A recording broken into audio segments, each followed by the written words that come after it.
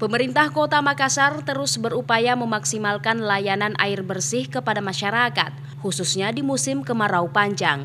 Salah satunya dengan menggandeng Pamsimas yang merupakan platform pembangunan air minum dan sanitasi pedesaan yang dilaksanakan dengan pendekatan berbasis masyarakat. Pemkot Makassar akan mencari titik sumber air untuk dijadikan sumur. Wali Kota Makassar Muhammad Ramdan Pomanto mengatakan, beberapa waktu terakhir pihaknya telah bertemu dengan Ketua Pamsimas Sulsel. Ada 11 sumur milik warga Makassar namun tidak memiliki pompa air. Sehingga Wali Kota Makassar mengatakan akan membeli pompa tersebut untuk digunakan mengambil air.